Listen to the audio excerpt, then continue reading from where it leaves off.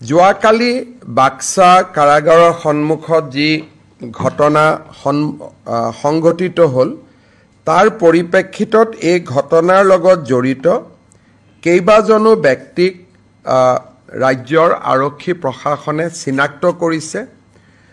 ভিডিঅ'ৰ জৰিয়তে তেওঁলোকৰ আইডেন্টিফিকেশ্যনৰ প্ৰক্ৰিয়া চলি আছে। বৰ্তমানলৈকে যিসকল আইডেন্টিফাই হৈছে তেওঁলোক হৈছে নুৰুল আলম, তেওঁ মদুলিবাৰী বুলি গাঁৱৰ। দ্বিতীয়তে মহিদুল ইছলাম, তেওঁ all Bodoland minority students union, যাক সৰুকৈ আমি ABMCU বুলি কওঁ, তেওঁ ABMCUৰ কাৰ্যকৰ্তা। দ্বিতীয়তে মুস্তাফা আহমেদ, তেওঁ ABMCUৰ এজন কাৰ্যকৰ্তা। ওচৰতে জেলৰ কাষতে দীঘলটঙা বুলি এখন গাঁও আছে, সেই দীঘলটঙা গাঁৱৰ নিবাসী শিৱজন আলী। তাৰপিছত দীঘলটঙা গাঁৱৰে শহীদুল। আৰু এজন ব্যক্তিক গ্ৰেপ্তাৰ কৰা হৈছে আহেলা মিয়া, বৰ্তমান তেওঁ ভোটাৰ হৈ আছে, অৰ্থাৎ তেওঁ সন্দেহযুক্ত বিদেশী। ট্ৰিব্যুনেলত তেওঁৰ কেছ চলি আছে। ৰমিজ আলী, তেওঁক গ্ৰেপ্তাৰ কৰা হৈছে। আৰু 8 নম্বৰ অভিযোগকাৰী হ'ল আছিক। আৰু 9 নম্বৰ জন হৈছে হৰে কৃষ্ণ পাঠক। হৰে কৃষ্ণ পাঠক পূৰ্বৰ আছুৰ সদস্য আছিলে, এতিয়া তেওঁ তাৰে এজন কা আন্দোলনৰ সময়ত তেওঁক আছুৰ পৰা খুব সম্ভৱ বহিষ্কাৰ কৰা হৈছিলে। হৰে কৃষ্ণ পাঠক, এই 9 গৰাকী ব্যক্তিৰ নাম পোহৰলৈ আহিছে আৰু চৰকাৰে ভিডিঅ' ফুটেজৰ জৰিয়তে আৰু এই ঘটনাৰ লগত জড়িত ব্যক্তিসকলক চিনাক্তকৰণৰ প্ৰক্ৰিয়া চলাই আছে। হয়তো অহা কালি পৰহি আৰু অভিযুক্তৰ নাম পোৱা যাব। ৰাতিপুৱা মন্ত্ৰী ৰঞ্জিত দাসক মই এইমছলৈকে পঠাইছিলোঁ। যোৱাকালিৰ ঘটনাৰ লগত 2জন লোক এইমছত, 2জন যুৱক এইমছত চিকিৎসাধীন হৈ আছিলে। তেওঁলোকক এটা সময়ত বিভিন্ন সংবাদ মাধ্যমত মৃত্যু হোৱা বুলিও কথা কোৱা হৈছিলে, কিন্তু কালিৰ ঘটনাত কাৰো মৃত্যু হোৱা নাই। 2জন ব্যক্তি এতিয়া ষ্টেবল আৰু ৰিকভাৰীৰ পথত আগবাঢ়িছে বুলি এইমছ কৰ্তৃপক্ষই মন্ত্ৰী ৰঞ্জিত দাসক অৱগত কৰিছে। মোৰ ফালৰ পৰা এইখিনিয়ে, যদি আপোনালোকে কিবা সুধিব। লাঠি চাৰ্জ আৰক্ষীয়ে প্ৰথম কৰা নাই। গোটেই ঘটনাটো এটা যদি ভিডিঅ' ক্লিপ চাই অকণমান ধাৰণাটো ভুল হ'ব। যেতিয়া গুৱাহাটীৰ পৰা গাড়ীখন গৈ আছিলে তেতিয়া তাতে পেভাৰ্ছ ব্লক আছিলে। পেভাৰ্ছ ব্লকবিলাক খুলি গাড়ীৰ ওপৰত পেভাৰ্ছ ব্লকেৰে 150মান যুৱকে আক্ৰমণ কৰিছিল। তেতিয়া তাত আমাৰ অসম আৰক্ষীৰ জোৱান এগৰাকী আঘাতপ্ৰাপ্ত হয় আৰু তেওঁ হস্পিটেলাইজ হয়। গতিকে প্ৰথম শিলাবৰ্ষণ আৰক্ষী তাত জমা নোহোৱাৰ আগতে যেতিয়া কনভয় গৈ আছে, কনভয়তে আক্ৰমণ কৰা হৈছিলে। পিছৰ যিবিলাক ভিডিঅ', সেই ভিডিঅ'বিলাক পাৰ্ট কৰি বিভিন্ন সময়ত ওলোৱা ভিডিঅ', কিন্তু প্ৰথম ভিডিঅ'টো যদি আপোনালোকে চাই তেতিয়া সাংবাদিকসকলৰ লগতো তাতে মই কথা পাতিছোঁ, যিকেইজন সাংবাদিকক মই জানো। সাংবাদিক আৰু আৰক্ষীয়ে শিলাবৰ্ষণত দলঙৰ তলতো আশ্ৰয় ল'বলগীয়া হৈছিলে। আৰু তাত নিউজ লাইভৰ সাংবাদিকগৰাকীও আছিলে, মই তেওঁৰ লগতো কথা পাতিছিলোঁ। গতিকে সকলোৱে এইটো কথা কৈছে যে চলন্ত গাড়ীত প্ৰথমতে আক্ৰমণ কৰা হয়। গতিকে ইয়াত আমি যিবিলাক ভিডিঅ' পাইছোঁ সেই ভিডিঅ'বিলাক কাট পিছৰ ভিডিঅ'। দ্বিতীয়তে আৰু এটা কথা কৈছে যে বাস্কা জেলখন খুব ভাল, তাতে বিচনাও নাই।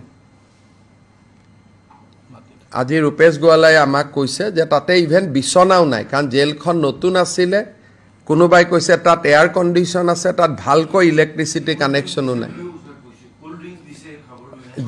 কোল্ড ড্ৰিংকছখিনি খাইছিলে পুলিচৰ কনষ্টেবল কেইজনে।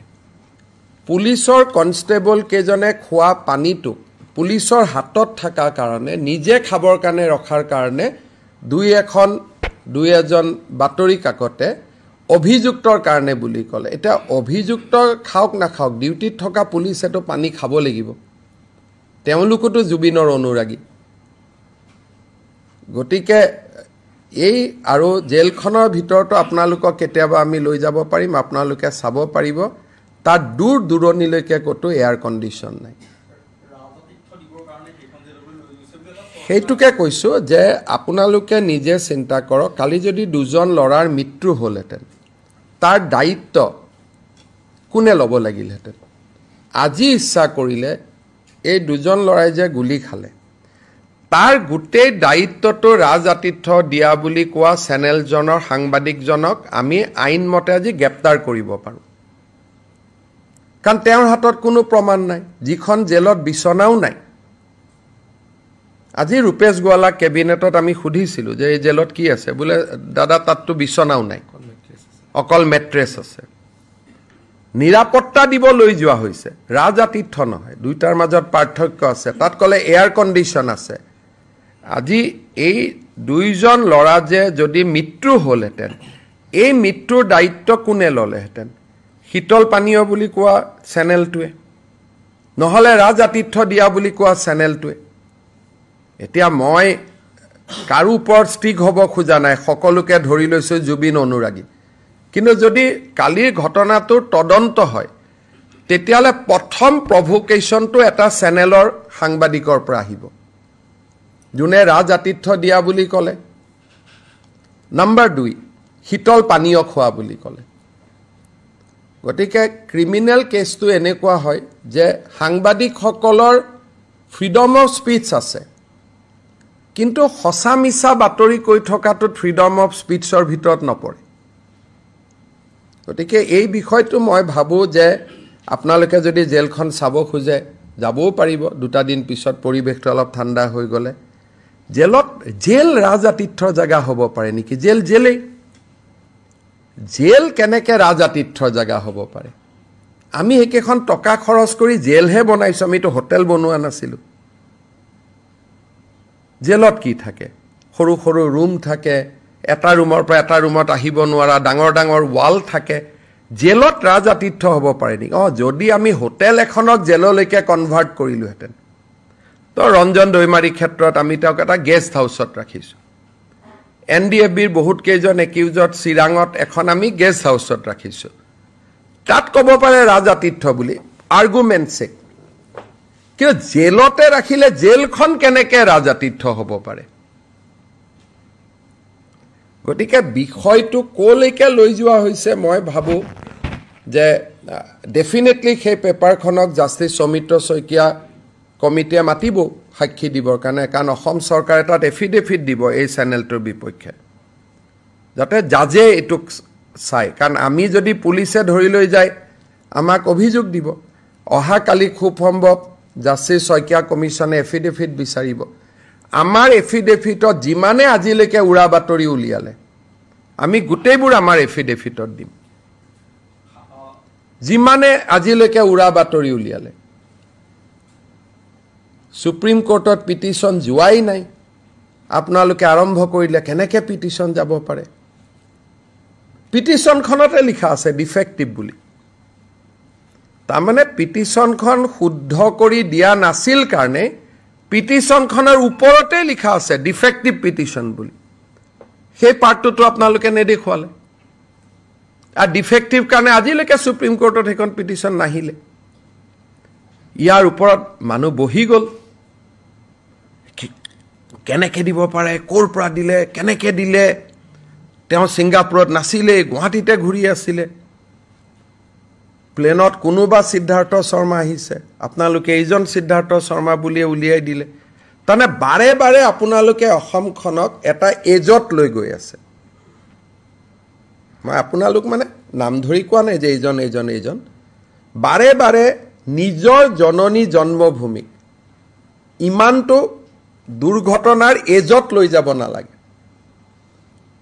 কালি এই দুজন ল'ৰা ছোৱালী যদি ল'ৰাৰ মৃত্যু হ'লহেঁতেন আপোনালোকে ক'লেহেঁতেন অসম চৰকাৰে জবাব দিয়ক কিন্তু আচল দুখটো কাৰ ওপৰত আছিলে ৰাজাতিথ্য